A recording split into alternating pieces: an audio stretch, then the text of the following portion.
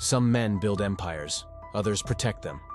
But he was the architect of silence.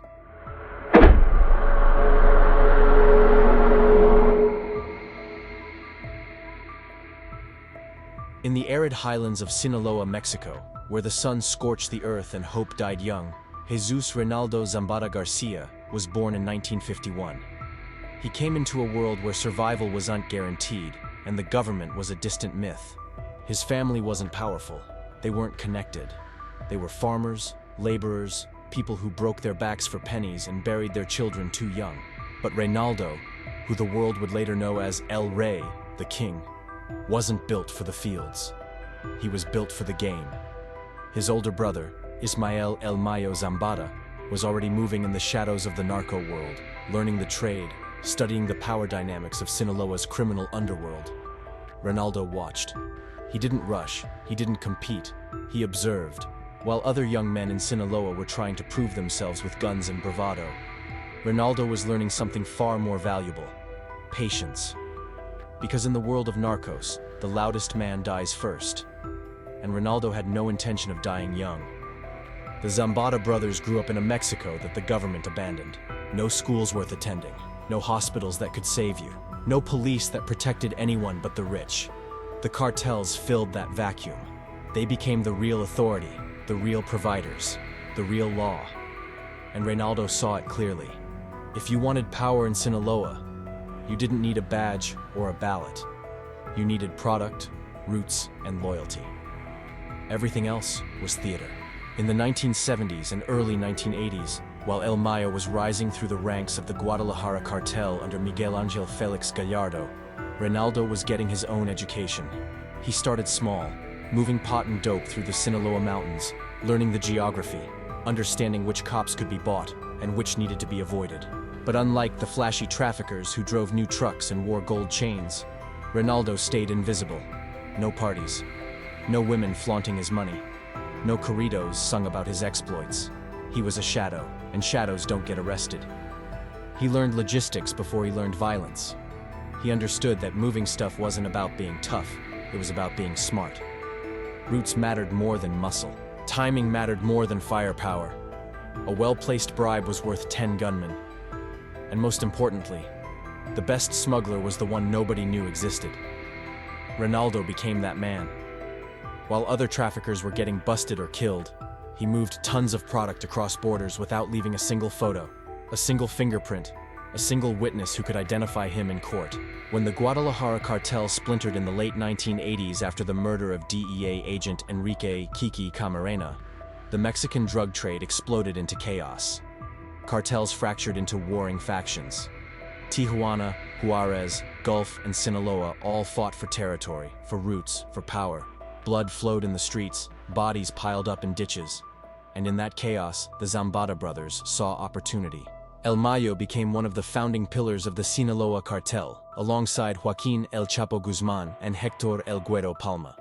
But while Chapo sought to be the face of power, and Mayo worked to maintain strategic control, Reynaldo became something else entirely.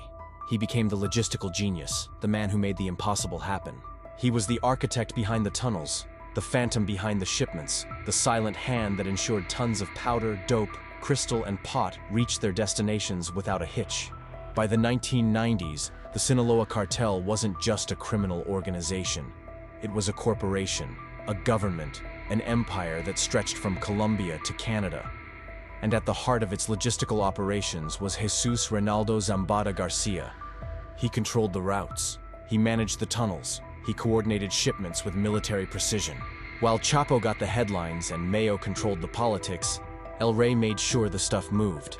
His genius was in the details. He understood that the US and Mexico border wasn't a wall. It was a membrane, porous and penetrable if you knew where to push. He pioneered the use of elaborate tunnel systems beneath the border, some stretching over a mile long, equipped with lighting, ventilation, and rail systems. These weren't crude holes in the ground. They were engineering marvels, built by professionals, maintained by teams, and used to move hundreds of tons of product without a single border agent noticing. But tunnels were just one method. El Rey diversified. He moved product through commercial trucks carrying legitimate goods, through fishing boats disguised as regular vessels, through private planes that landed on rural airstrips in the dead of night. He bribed customs officials, paid off border patrol agents, and when necessary, eliminated anyone who posed a threat. His network was vast, his methods constantly evolving, and his success rate was terrifying. He wasn't just moving stuff for the Sinaloa Cartel, he was moving product for multiple organizations, acting as a freelance logistics expert. Other cartels, even rivals, would pay El Rey to move their shipments because they knew he could do what others couldn't. He was neutral territory, a professional in a world of amateurs, and that made him invaluable and untouchable. The money flowed like a river. Millions became tens of millions. Tens of millions became hundreds of millions. And through it all, El Rey stayed invisible. No flashy mansions, no public appearances, no Instagram photos or narco corridos. He lived quietly, moved carefully, and left no trail. The DEA knew his name, the Mexican authorities knew his role, but nobody could touch him. Because Reynaldo Zambada García wasn't a target, he was a ghost. While Chapo became the face of the cartel and Mayo became the strategist, Reynaldo remained the shadow. But make no mistake, he was no less powerful. In the narco world, there are two types of leaders: those who demand to be seen and those who choose to remain hidden. The ones who demand visibility die young or end up in cages. The ones who stay hidden rule forever. Reynaldo chose the latter. He wasn't interested in corridos or legends. He didn't want his name shouted in the streets of Culiacan.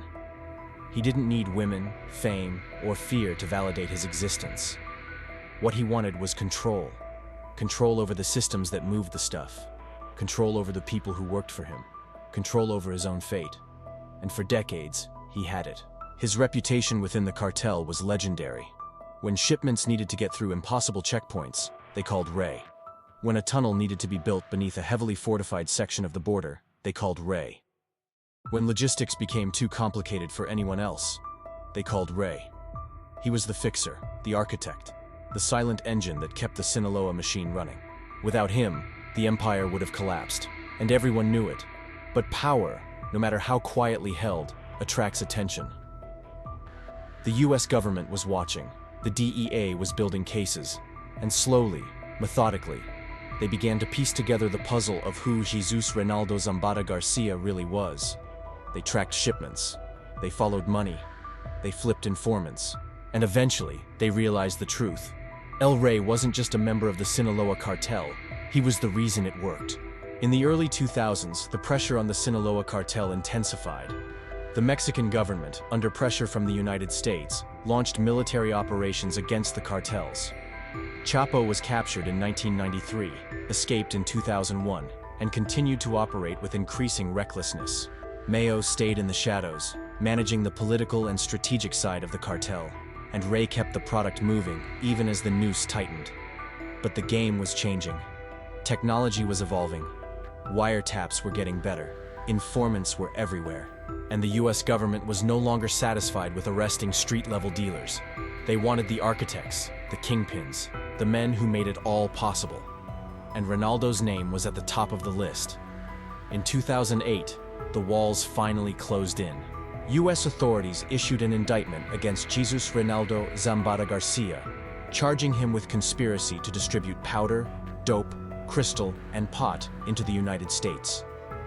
The charges were extensive, detailing decades of operations, hundreds of tons of product, and billions of dollars in profits. The indictment painted a picture of a man who was not just a trafficker, but a logistical mastermind, a kingpin who had evaded capture for over 30 years. But even with an indictment, catching El Rey was another matter. He had spent his entire life avoiding detection. He knew how to disappear. He had safe houses scattered across Mexico, trusted allies who would never betray him, and enough money to buy his way out of almost any situation. For a while, it seemed like he would remain untouchable, just another name on a list of fugitives who would never see the inside of a courtroom. But then, something changed. Whether it was the pressure, the paranoia, or a calculated decision, Reynaldo made a choice that would alter the course of his life forever. In October 2008, he turned himself into US authorities in San Diego, California. When Jesús Reynaldo Zambada García walked into US custody, it sent shockwaves through the narco world. the man who had spent decades evading capture, the ghost who had never been photographed, the architect who had built the Sinaloa Cartel's logistical empire. He surrendered. No shootout, no dramatic chase, no escape through a tunnel. He simply walked in, hands up, and said, "I'm here." The question everyone asked was, why? Some believed he was tired. After 30 years in the game, maybe he wanted out. Maybe he wanted to see his family without looking over his shoulder. Maybe the paranoia, the constant threat of betrayal, the knowledge that every phone call could be his last. Maybe it all became too much. Others believed it was strategic. In the narco world, surrender can be a survival tactic. At least there, you know who your enemies are. At least there, you can't be killed by a rival cartel or a treacherous lieutenant. And then there were those who believed he was protecting his brother. El Mayo was still out there, still running the cartel, still untouchable. Maybe Reynaldo's surrender was a chess move, a way to take heat off Mayo, to give prosecutors a big fish so they'd stop hunting the bigger one. In the narco world, loyalty to family is everything, and Reynaldo had spent his entire life in his brother's shadow, not because he was weak, but because he chose to be. Whatever the reason, the result was the same. El Rey was in custody, facing life in prison, and the Sinaloa Cartel continued without him, because in the end, no man is indispensable, not even a king. In 2013, after years of legal maneuvering, Jesús Reynaldo Zambada García stood in a U.S. federal courtroom and pled guilty to charges of drug trafficking. He admitted to moving tons of powder, dope, crystal, and pot into the United States over the course of 3 decades. He acknowledged his role as a high-ranking member of the Sinaloa Cartel. He confirmed what everyone already knew. He was one of the architects of the most powerful drug trafficking organization in history.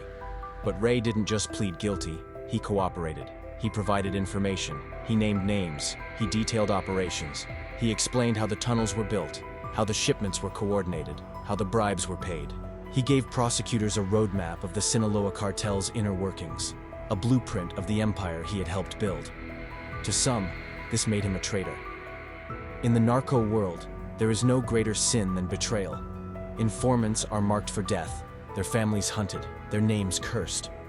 But Rey was already in U.S. custody, beyond the reach of cartel justice. And in the cold calculus of survival, cooperation was the only move he had left. His testimony was instrumental in building cases against other cartel members. He confirmed the roles of key players, corroborated evidence, and provided context that helped prosecutors understand the scope of the Sinaloa Cartel's operations.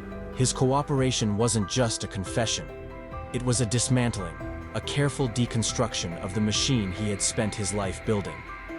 In exchange for his cooperation, prosecutors recommended a reduced sentence. In 2019, Jesús Reynaldo Zambada García was sentenced to 10 years in federal prison with credit for time served. For a man who had trafficked hundreds of tons of stuff and generated billions in profits, it was a remarkably lenient sentence. But that was the price of cooperation. In the American justice system, information is currency. And Rey had paid his way to a lighter sentence with the secrets of an empire. While Rey sat in a U.S. prison, his brother Ismael El Mayo Zambada remained free, still leading the Sinaloa Cartel, still evading capture, still operating in the shadows.